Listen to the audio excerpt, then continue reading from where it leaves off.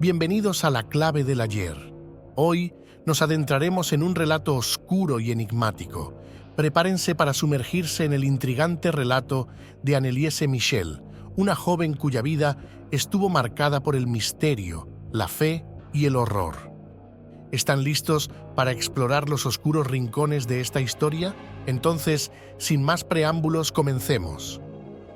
En una pequeña aldea alemana, a finales de la década de 1970, una joven llamada Anneliese Michel se convirtió en el epicentro de uno de los casos más impactantes de posesión demoníaca de la historia moderna.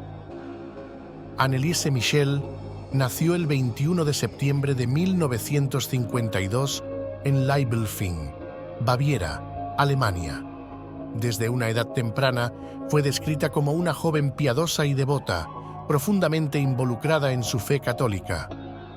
A medida que crecía, Anneliese comenzó a experimentar síntomas inexplicables que pronto se intensificarían, sumiéndola en un mundo de horror y oscuridad indescriptibles. Sus noches se convirtieron en un torbellino de pesadillas vividas, donde seres sombríos y demoníacos la acechaban en las sombras de su mente. Las convulsiones, inicialmente breves y esporádicas, se volvieron cada vez más frecuentes y violentas, como si fueran el resultado de una batalla épica entre fuerzas malignas y su propia voluntad. En esos momentos de agitación, Anneliese podía sentir una presencia siniestra apoderándose de su cuerpo, retorciéndola en agonía y susurrando blasfemias en su oído.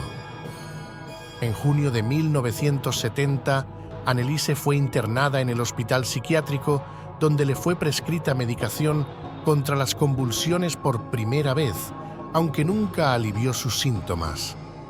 Continuó hablando de lo que llamaba las caras malignas, que veía varias veces al día mientras rezaba. Anneliese se acabó convenciendo de que la medicina no le podía ayudar. Completamente convencida de que su enfermedad tenía un origen espiritual, pidió a la iglesia local 2 veces que se le practicara un exorcismo y fue rechazada. En 1973, Anneliese abandonó el tratamiento de esquizofrenia en el hospital psiquiátrico de Würzburg y sus padres acudieron a la parroquia local solicitando a los religiosos que su hija fuera sometida a un exorcismo. Al principio, todos ellos lo rechazaron, ya que la doctrina de la Iglesia con respecto a estas acciones es muy estricta. Poco después, el párroco Louis Salt, considerado un respetado experto en la materia, creyó probar que Anneliese reunía las condiciones suficientes para considerarse poseída y consiguió el permiso de las autoridades eclesiásticas para realizar un exorcismo siguiendo el ritual. Para los sacerdotes, no había dudas de que Anneliese estaba siendo atormentada por múltiples demonios, cada uno más poderoso y oscuro que el anterior. Identificaron a estos espíritus malignos por nombres que habían sido susurrados en las sombras de la historia: Lucifer, Caín, Judas Iscariote, Nerón, Hitler y un sacerdote corrupto del siglo XVI de apellido Fleischmann. Cada uno representaba una faceta diferente del mal absoluto, y todos estaban ansiosos por reclamar el alma de Anneliese como suya. Su aversión a los objetos religiosos era palpable, como si cada cruz o imagen sagrada emitiera una oscura energía que la repelía violentamente. Incluso en la presencia de los sacerdotes más devotos, Anneliese se retorcía y gritaba como si estuviera siendo consumida por el fuego del infierno mismo. Antes de eso, se había destrozado las rodillas en ataques de genuflexión compulsiva. Se escondía debajo de la mesa, ladrando como un perro durante un par de días. Comía arañas, carbón, y le arrancó la cabeza de un mordisco a un pájaro muerto. Lamía su propia orina del suelo y podía oírsele a través de la pared gritando durante horas. Pero lo más aterrador de todo eran las lenguas desconocidas que brotaban de sus labios, palabras guturales y siniestras que resonaban en la habitación como un eco de ultratumba. Nadie podía comprender lo que decía, pero todos podían sentir el frío escalofriante que acompañaba cada sílaba. Rosen heißt Monat, weißt du ja, ne? Ja, Rosen aber die wenigste beten. die wenigste. Ja. Und in der Kirche wird am allerwenigsten gebeten, weil die ein Pfarrer ja das für unmodern halten. Ja, Ja, alle? fast. Die sind ja so blöd, wenn sie eine Ahnung hätten. Ah! Das war gut, dass wir die Rosen haben. Warum? Ja, warum?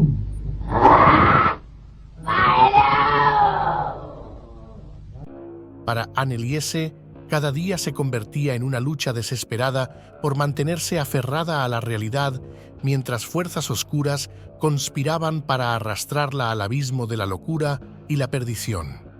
Sus padres, impotentes ante el horror que consumía a su hija, se aferraban a la esperanza de que la fe y la devoción pudieran salvarla de un destino peor que la muerte misma. Trágicamente, Anneliese Michel falleció el 1 de julio de 1976, después de 67 exorcismos. Su muerte fue el resultado de una desnutrición severa y una deshidratación extrema causadas por la negativa de Anneliese a comer y beber, ya que creía que eso agravaría su condición. Su muerte desencadenó un juicio que capturó la atención del mundo.